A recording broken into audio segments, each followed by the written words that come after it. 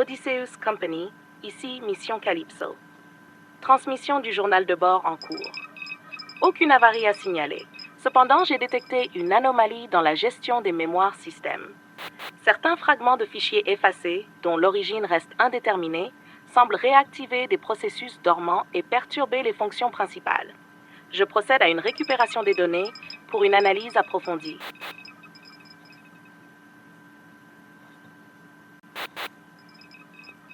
Fragment mémoire récupéré, échantillon en cours de traitement.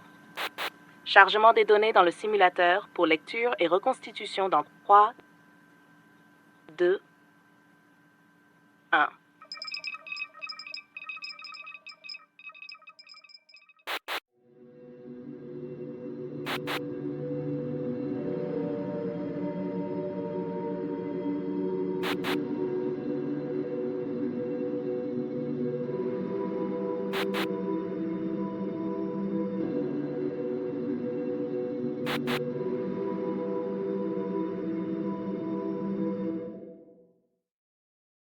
Chapitre 1.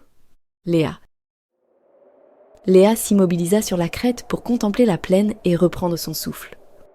Au jugé, le cratère devait mesurer une dizaine de kilomètres de diamètre. Son regard se perdit dans l'étendue de roches et de sable rouge, s'arrêtant çà et là sur des détails, sur des ombres projetées par les irrégularités du paysage torturé de débris.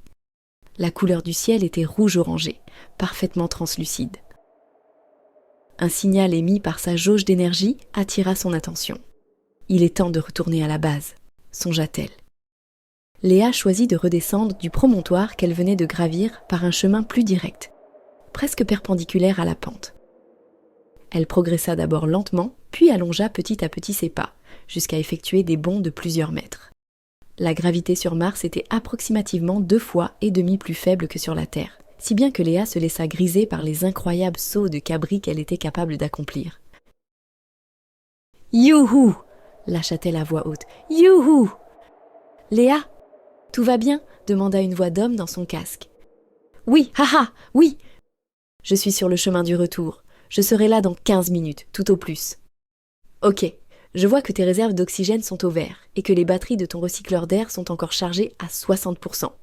Pourrais-tu te déplacer plus conventionnellement, s'il te plaît, Léa ? » « Oui, chef, mais j'ai quand même... » « Oh bon sang, non !»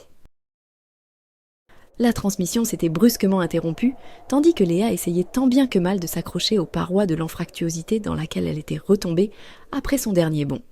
Ses efforts lui permirent de ralentir sa chute, mais elle glissa inexorablement jusqu'au fond de la crevasse. Elle se remit sur ses jambes et commença immédiatement l'inspection visuelle de son scaphandre. La console sur son avant-bras gauche fonctionnait toujours et n'affichait aucune alarme.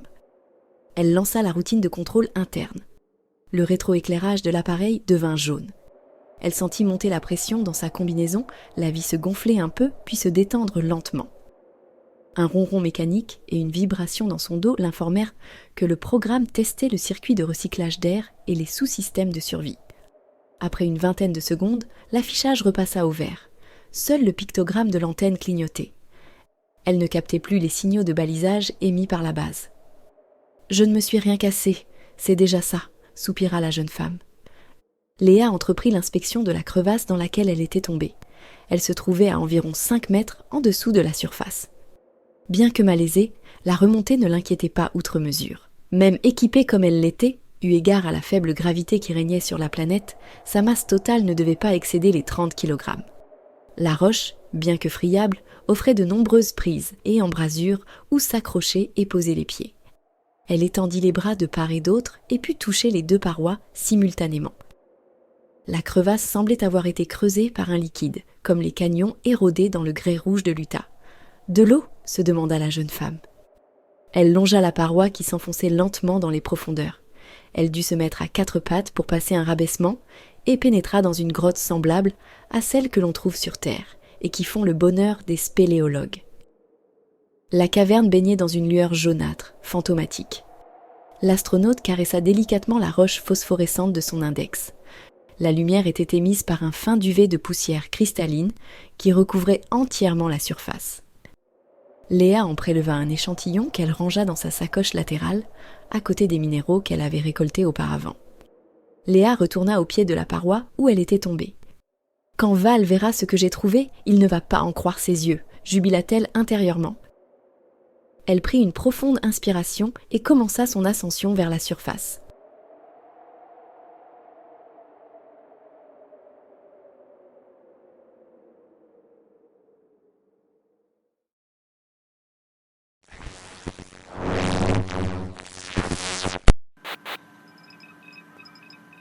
Fichier mémoire endommagé. Procédure de reconstruction en cours. Durée estimée 1 semaine. Odysseus Company, ici Calypso. Vous me recevez? La Terre, ici Mission Calypso. Mes derniers rapports sont restés sans réponse. Est-ce que vous me recevez? La Terre? Est-ce que vous me recevez? La Terre? Est-ce que vous me recevez?